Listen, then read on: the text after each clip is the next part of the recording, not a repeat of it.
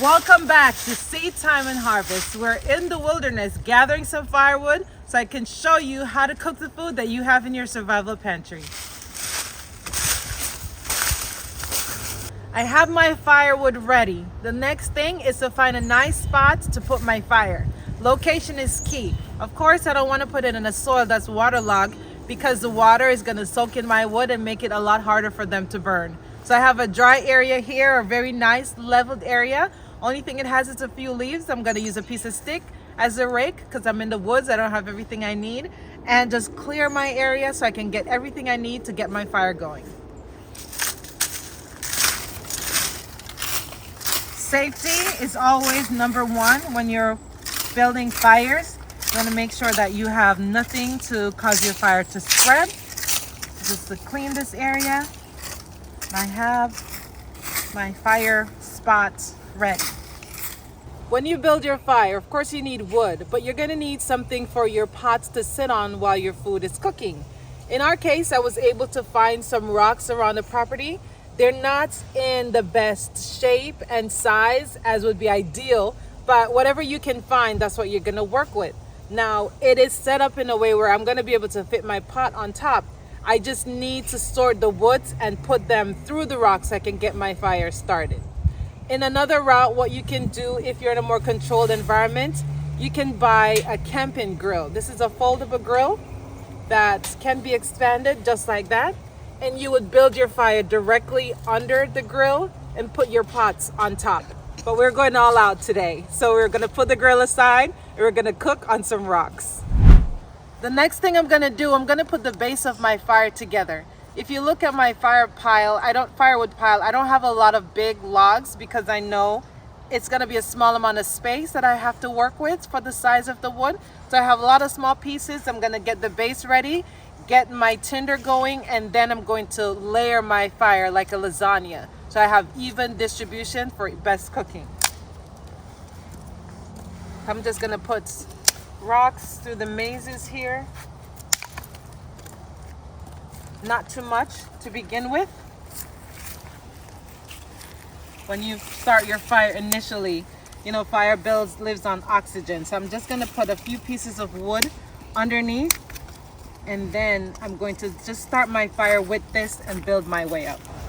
So in this bag here, I have everything I need to start a fire, from flints to matches, stormproof matches, lighters, you name it. I have it in this bag.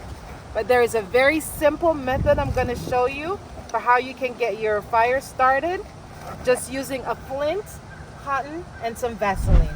I have a piece of cotton ball here that's covered with petroleum jelly that I'm going to use as my fire starter. I'm just going to put it on top of the wood and then strike my flint to get this going. And just like that, I have my fire started. I'm going to put some leaves on it to make sure I don't lose this fire. The fire needs oxygen, so you want to slowly add in your pieces of stick, maybe some dried leaves. Because of what we're cooking, we don't need a big rolling fire.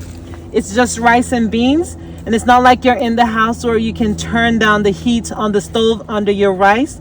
So what we're aiming for is a lot of coal, hot coal, and not necessarily blazing fire. When you cook outdoor, you can either use one of two pots. You can use a cast iron or a stainless steel. I like stainless steel for use indoors, but when you use stainless steel outside, you have to consider the weight at the bottom. It has to be thick enough so that your food doesn't burn when you cook on the open flames. Again, you have no control over the heat. And two, the pot will change color, will get dark when exposed to the flame. So to prevent it from getting dark, you can use oil on the outside of your pot. You can use wet flour, or I'm down by the creek, I'm going to put some mud on the outside. Now with your cast iron rather, many people gravitate towards the cast iron. It's a heavier pot, it's made for outdoor use. It's a good conductor of heat, and you don't have to worry about the staining of the smoke or the fumes on the pot. Now you have to consider that it will rust easy, so you have to be careful when treating or aftercare for your cast iron. Just gonna get some mud here, and this is of course this moist clay, which would be good. I'm gonna just put it on the outside of my pot. When I'm done, it's almost like it's gonna bake on the pot, but it will come right off.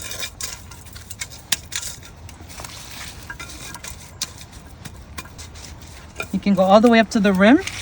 My fire, of course, is not gonna be blazing hot. I'm not gonna have a lot of flames, so I'm not gonna put it all the way up. I'm just gonna put the mud around the sides and the bottom.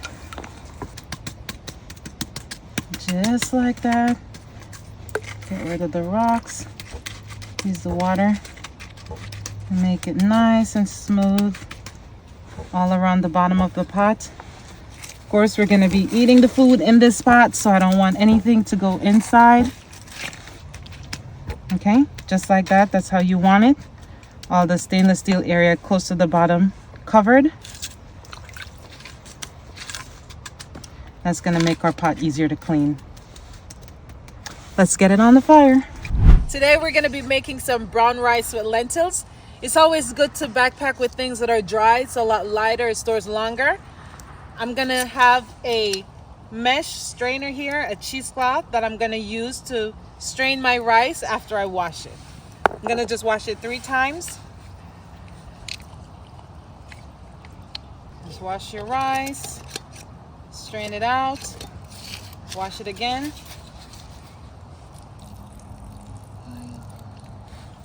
And with brown rice, it takes a little more water than white rice or your regular basmati. So consider that when you put it in your pot, you'll have a little bit of salt with you, hopefully, in your backpack. And that's all you need. Rice, water, and a little bit of salt.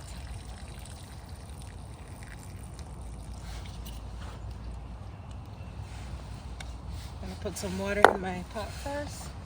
It's gotta be hot, so.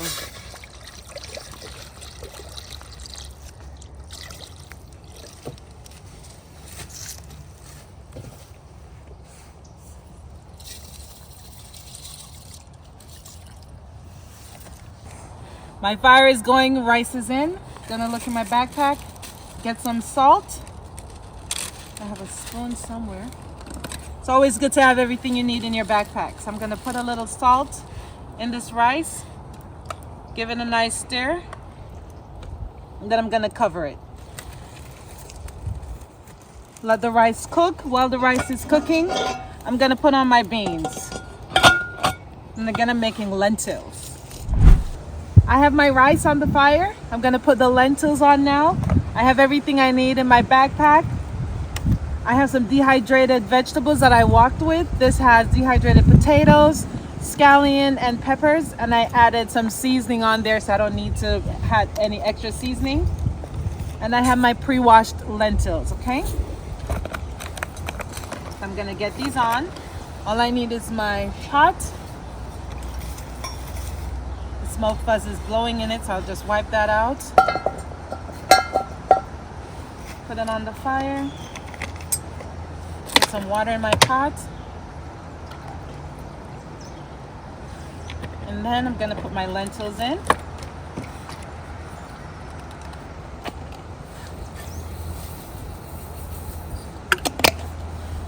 And my dehydrated vegetables. Is really good walking with dehydrated vegetables again. Everything is all chopped up at home. I don't have to worry about getting a cutting board and cutting things up. And I have some scallion, peppers, and some powdered seasoning on that. When I dehydrate, I just put it in the oven on a low temperature, about 250. In the oven, you can do it for a couple hours until your veggies are nice and crisp. Already, I can tell that the potatoes are rehydrating really well. Just gonna cover this and let it cook.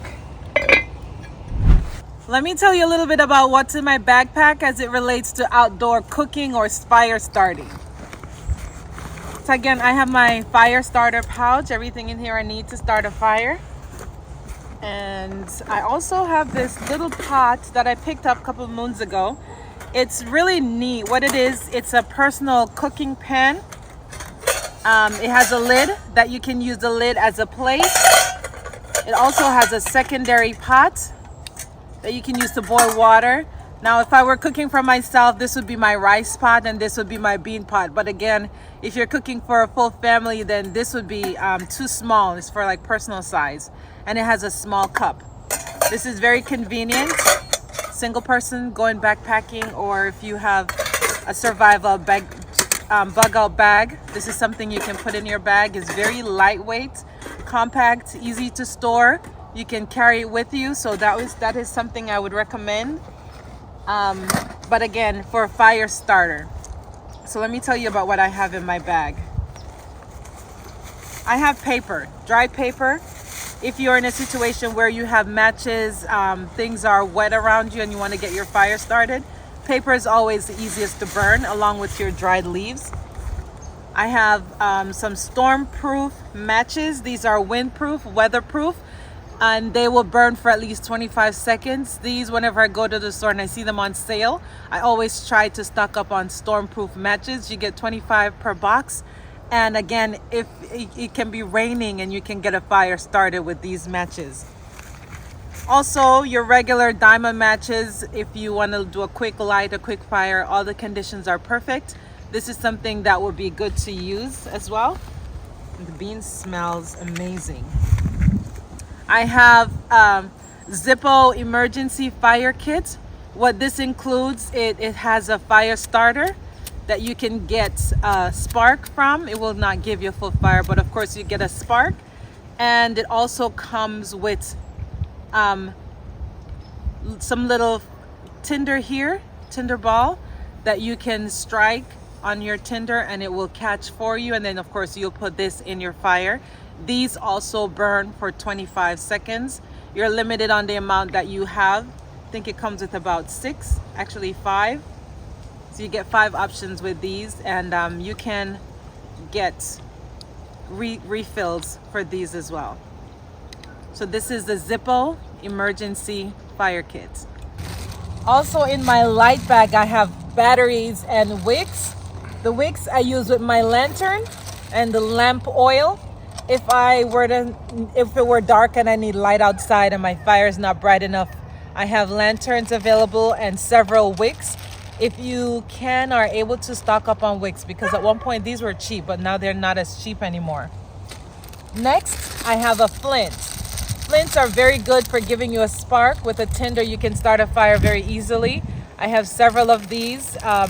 You can get magnesium rods as well, but flints are my go-to because it doesn't matter the condition. You can always get a fire if you have steel flints. My number one go-to for fire starting, which is 100% guaranteed, lightweight, easy to carry around, is a Ziploc bag with cotton lathered with some Vaseline. I mean, I don't even need to put this in my bag as long as I have Vaseline on the cotton here. I can squish it up, tuck it in the side of my bag or in my pocket. With a flint, I'm guaranteed to have a fire. And by all means, if you see any of these items on sale, I would recommend you stock up. You can never have enough matches. You can never have enough wick, because who knows when you won't be able to find these items. All right, so go ahead, get your backpack started. And these are just a few items that you will be adding to your backpack. You saw a little bit about fire starters. Now let's get back to the food. I'm gonna check on the rice first since it's been on the longest. It should be done, and then I'll check the lentils. It's really hot. Ooh, that looks good. All right, the rice is done. Perfect and shelly, and it's not burnt at the bottom, praise God. Unlike your stovetop, you're not able to turn down your fire when you're cooking on wood. So what you do is you just pull back the wood from under the fire. You still have hot charcoal underneath and the wood is still hot. So the rice will continue to steam for a little bit. It will be kept warm until our beans are done. And with that, let's check on the beans. May need to add some more water to it. Yep, definitely. Oh no, it feels soft and nice. Everything is well hydrated. And it looks like lunch is ready. Look at that. The mud is actually really dry. It's caked on the pot really well. And as you take it off, you see where the mud is. It's actually nice and shine underneath. So cleaning this pot is gonna be a breeze. If you have any root crops, potatoes, yam, or anything like plantain with a hard skin, just go ahead and throw it in your fire. And that's gonna take a few minutes to roast, so I'm just gonna leave it there and take my beans off the fire. And it's nothing fancy. In an emergency situation, simple rice and beans will be sufficient to feed your family for a day, a few days, until the crisis is over or until Jesus comes. So let's dig in.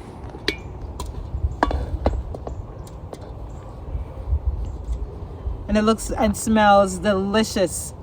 All right, but something is missing. My plantain is still in the fire, so let me grab that before we taste this delicious food. And voila, my plantains are roasted. Whew, hot. That was some good food. I hope you find this video encouraging. Now it's your turn. Go outside, get a fire started, build upon your techniques of cooking outdoors. And also share your comments in the comment section below.